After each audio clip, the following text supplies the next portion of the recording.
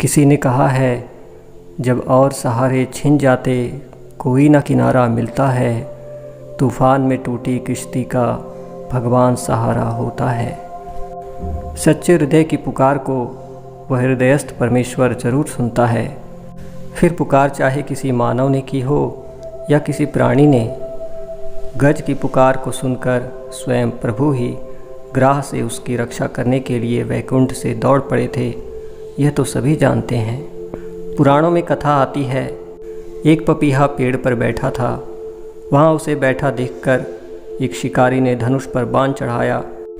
आकाश से भी एक बाज उस पपीहे को ताक रहा था। इधर शिकारी ताक में था और उधर बाज। पपीहा क्या करता? कोई और चारा न देखकर पपीहे ने प्रभु से प्रार्थना की, हे प्रभु, तू सर्वसमर्थ है। इधर शिकारी है, उधर बाज है। अब तेरे सिवा मेरा कोई नहीं।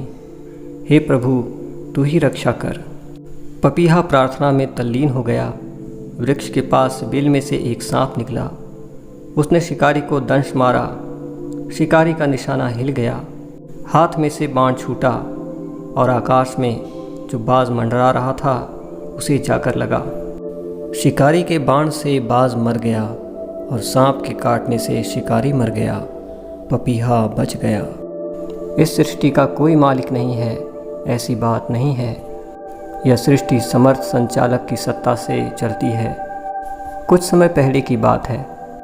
जबलपुर मध्य प्रदेश में किसी कुम्हार ने देखा कि चिड़ियों ने ईंटों के बीच में घोंसला बनाकर अंडे दे दिए हैं। उसने सोचा, आव में ईंटों को पकाते वक्त घोंसला निकाल देंगे, किंतु वह भूल गया और आव में आग लगा दी। फिर उसे याद आया कि अरे, घोंसला तो रह गया।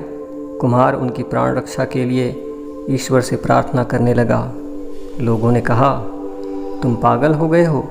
यह कैसे संभव है कि आव की आग से घोंसला बच जाए? कुम्हार ने कहा, जब प्रहलाद के ज़माने में संभव था तो इस ज़माने का स्वामी भी तो वही का वही है।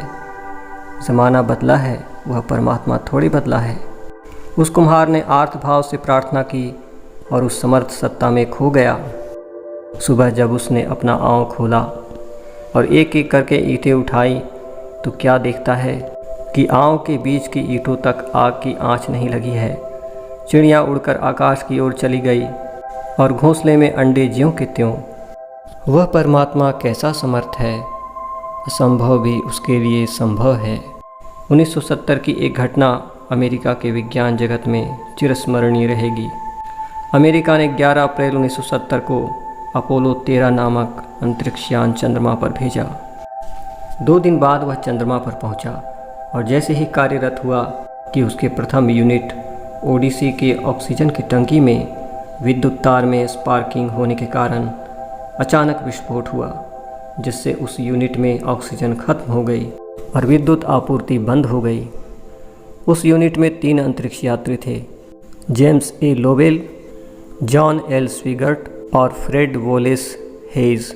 इन अंतरिक्ष यात्रियों ने विस्फोट होने पर CSM यूनिट की सब प्रणालियां बंद कर दी एवं वे तीनों उस यूनिट को छोड़कर एक्वेरियम यूनिट में चले गए। अब असीम अंतरिक्ष में केवल LM यूनिट ही उनके लिए लाइफ बोट के समान था, परंतु बाहर की प्रचंड गर्मी से रक्षा करने के लिए उस यूनिट में गर्मी रक्षा कवच नहीं था। अतः पृथ्वी के गुरुत्वाकर्षण क्षेत्र में प्रविष्ट होकर पुनः पृथ्वी पर वापस लौटने में उसका उपयोग कर सकना संभव नहीं था। पूर्व निर्धारित कार्यक्रम के अनुसार पृथ्वी पर वापस लौटने में अभी 4 दिन बाकी थे। इतना लंबा समय चले, इतना ऑक्सीजन एवं पानी का संग्रह नहीं बचा था। इसके अतिरिक्त इस यूनिट के अंदर बर्फ़ की तरह जमा दे ऐसा ठंडा वातावरण एवं अत्यधिक कार्बन डाइऑक्साइड था। जीवन बचने की कोई गुंजाइश नहीं थी। अंतरिक्ष यात्री पृथ्वी के नियंत्रण कक्ष के निरंतर संपर्क में थे। उन्होंने कहा, अंतरिक्ष यान में धमाका हुआ है, अब हम गए। लाखों मील ऊंचाई पर अंतरिक्ष में मानवीय सहायता पहुंचाना संभव नहीं था। अंतरिक्ष यान गुरुत्वाकर्षण क्षेत्र से भी ऊपर था। इस विकट परिस्थिति में सब निस्सहाय हो गए। कोई मानवीय ताकत अंतरिक्ष यात्रियों को सहायता पहुंचा सके, यह संभव नहीं था। नीचे नियंत्रण कक्ष से कहा गया, अब हम तो कुछ नहीं कर सकते, हम केवल प्रार्थना कर सकते हैं। जिसके हाथों में यह सारी सृष्टि है, उस ईश्वर से हम केवल प्रार्थना कर सकते हैं। May God help you, pray to God, we too shall pray to God, God will help you. और देशवासियों ने भी प्रार्थना की। युवा अंतरिक्ष यात्रियों ने हिम्मत की। उन्होंने ईश्वर के भरोसे पर एक साहस किया।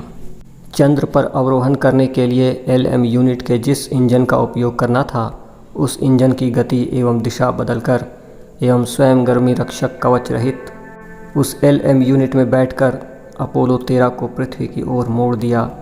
और आश्चर्य, तमाम जीवन घातक जोखिमों से पार होकर अंतरिक्ष यान ने सही सलामत 17 अप्रैल 1970 के दिन प्रशांत महासागर में सफल अवरोहण किया।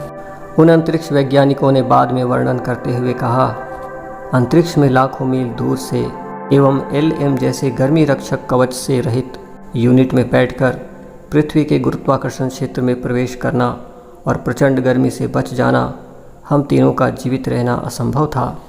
किसी भी मनुष्य का जीवित रहना असंभव था। यह तो आप सबकी प्रार्थना ने काम किया है एवं अदृश्य सत्ता ने ही हमें जीवन दान दिया है। सृष्टि में चाहे कितनी भी उथल पुथल मच जाए, लेकिन जब अदृश्य सत्ता किसी की रक्षा करना चाहती है तो वातावरण में कैसी भी व्यवस्था करके उसकी रक्षा कर देती है। ऐसे तो कई उदाहरण हैं। कितना बल है प्रार्थना में, कितना बल है उस अदृश्य सत्ता में। अदृश्य सत्ता कहो, अव्यक्त परमात्मा कहो, एक ही बात है, लेकिन वह है ज़रूर। उसी अव्यक्त अदृश्य सत्ता का साक्षात्कार करना, यही मानव जीवन का अंतिम लक्ष्य है।